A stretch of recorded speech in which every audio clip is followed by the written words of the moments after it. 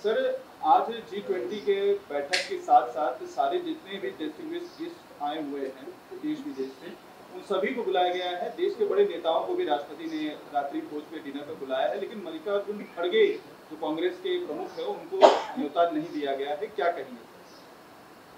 देखिए, ये तो छोटे मन की बात है।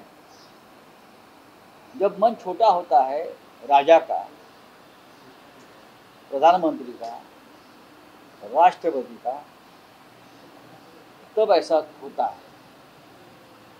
आपने देवेगौड़ा जी को बुलाया है, आपने मनमोहन सिंह साहब को बुलाया है। ये मालूम है कि मनमोहन सिंह की तबीयत ठीक नहीं है, देवेगौड़ा जी चल नहीं सकते, वो नहीं आने वाले। लेकिन हमारे देश के विपक्ष के नेता मल्लिकार्जुन खड़गे साहब,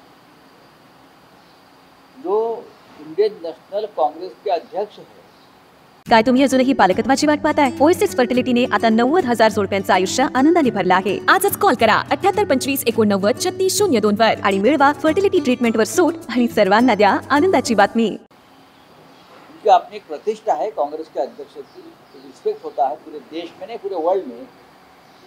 आप उनको न्योता नहीं देते, या आपके मन में एक डर और भय है।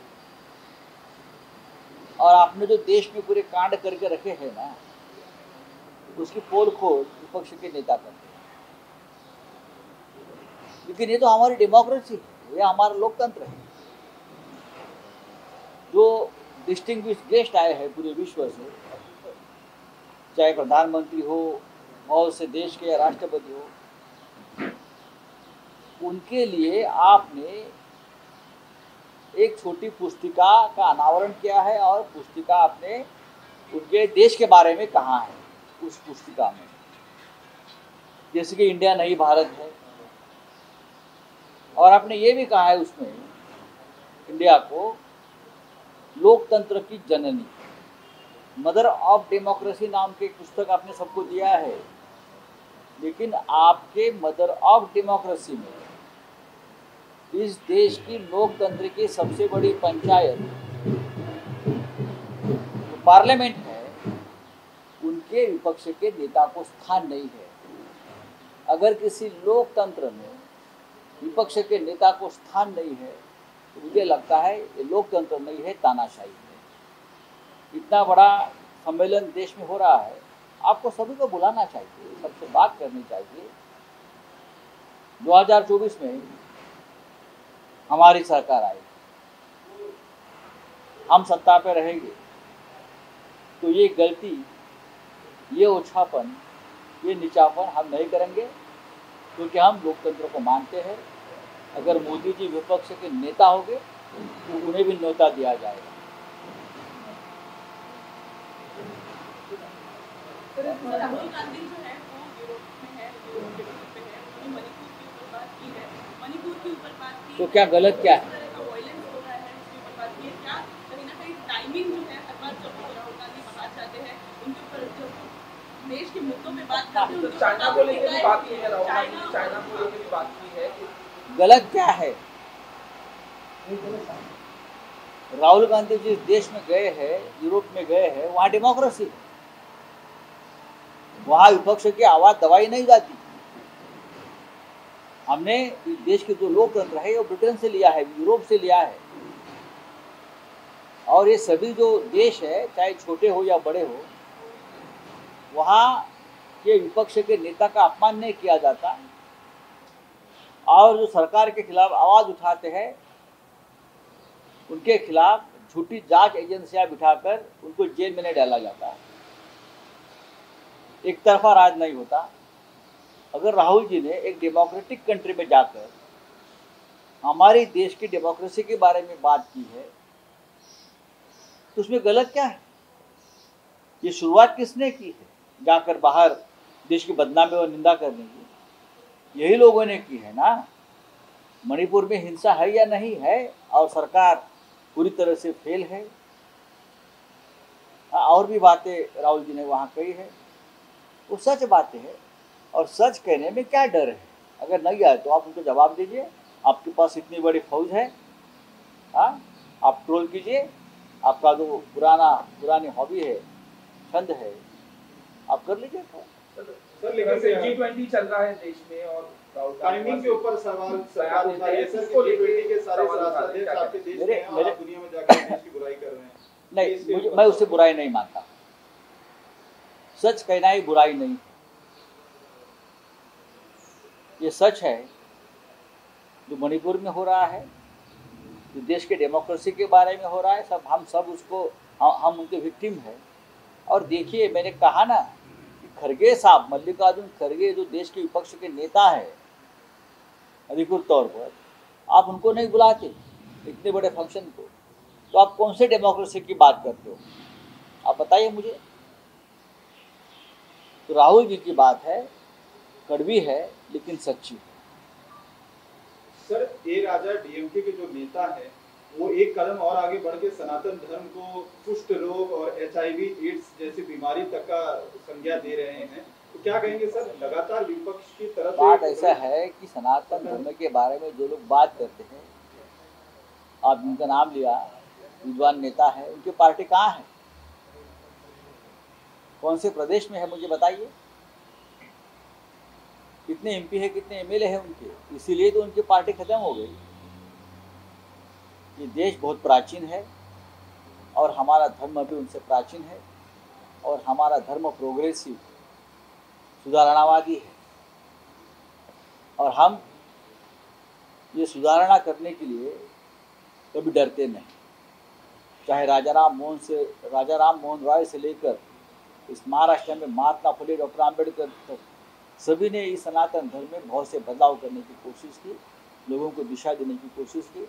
ये लोगों ने इतिहास पढ़ना चाहिए। सर इंडिया अलायंस के पार्टनर है वो, क्या इस बात को लेकर आप बात करेंगे? क्योंकि इंडिया अलायंस के साथी होने की वजह से जितने भी बीजेपी के या NDA के नेता हैं वो आप लोगों से सवाल उठा रहे हैं। सवाल आप जवाब दीजिए ना उनको, हमारे पे सवाल क्यों उठा रहे हो? हमने कल सामना में लिखा है हमारी पूरी कहानी।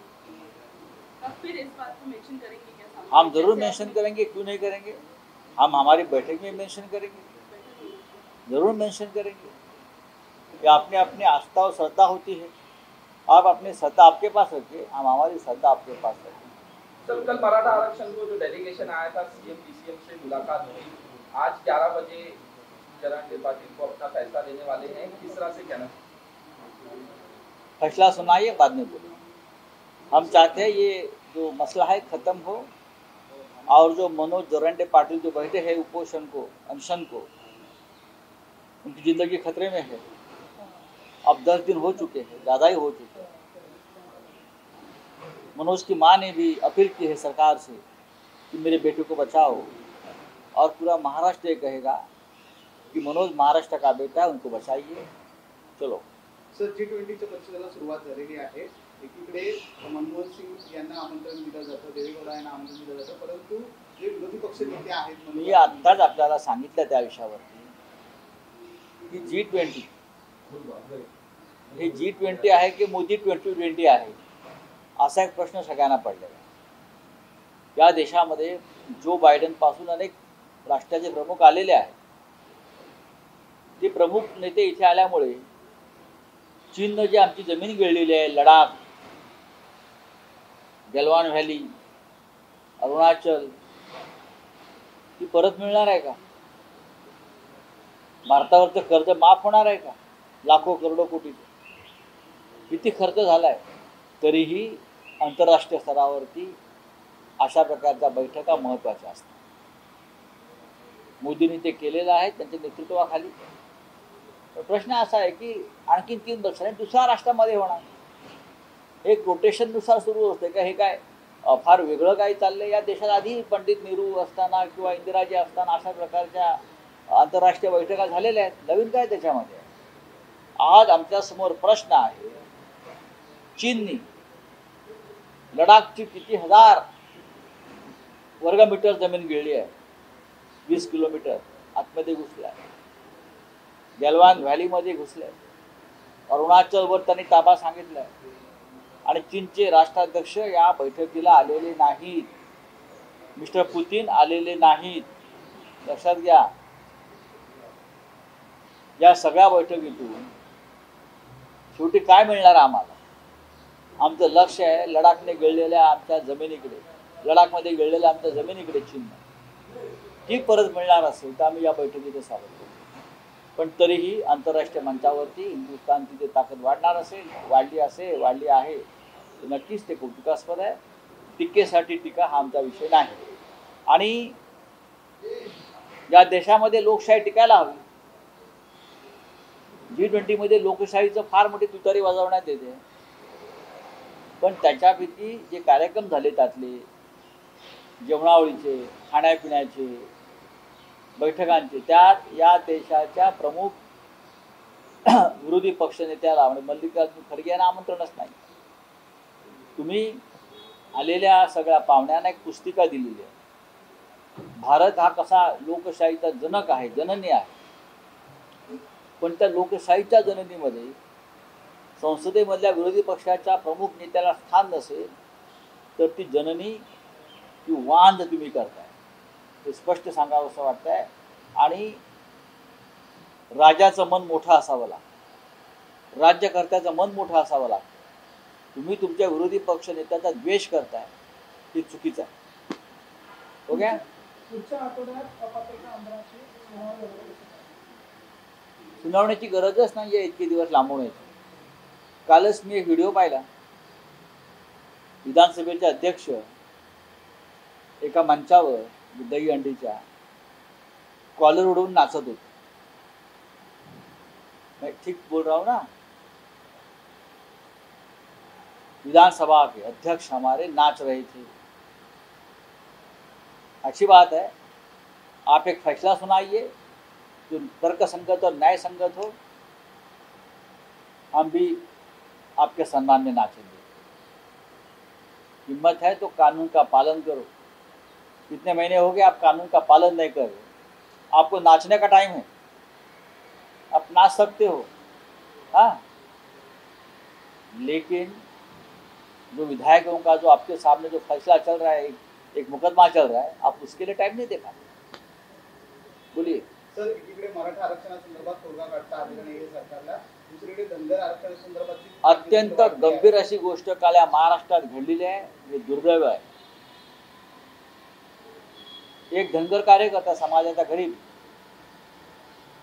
त्याने जेजुरीचा भंडारा, विरोबाचा भंडारा विखे पाटील यांच्या अंगावर टाकला. हा भंडारा आहे, ही काळी शाही है का, कि माटी है का दगड़ है का? नहीं है. ये भगवान का एक उनका जो भंडारा होता है उड़ारा, तो मंत्री जी के सामने भारतीय जनता पार्टी के कार्यकर्ता, उनके ऑल पीएस और सिक्योरिटी मैन ने उस धनगर समाज के कार्यकर्ता को इस तरह से मारा है, पीटा है, वो बेहोश हो गया और मंत्री देखते रहे और हंसते रहे. ये कौन सा कानून चल रहा है? आप पुलिस सामने थे, पुलिस लेके जा सकती थी उसको. उसने क्या गुनाह किया है? हमारे ऊपर भी डालते हैं भंडारा कभी कभी. भगवान का प्रसाद होता है, यह आपका हिंदुत्व है. आप भगवान की भंडारा जो हमारे यहाँ होता है, जो लगाते हैं टिक्का, हल्दी, आपके ऊपर किसी ने एक श्रद्धा से हल्दी डाली है, टाकलाय, तर तुम्ही त्याला बेदम मारता मरेपर्यंत, लाथाबुक्क्यांनी बेहोश करता. आणि मंत्री विखे पाटील हसतायत, ते सोडवायला गेले नाही. हे तुमचं हिंदुत्व. सर, ओबीसी समाज में कहीं ना कहीं नाराजगी है जिस तरीके से मराठा आरक्षण को कुंभी समाज में देने का. आप मुख्यमंत्री के साथ आज बैठक है, आज मुख्यमंत्री के साथ बैठक है, हम देखना चाहते हैं क्या हो रहा है. चलिए, थैंक यू.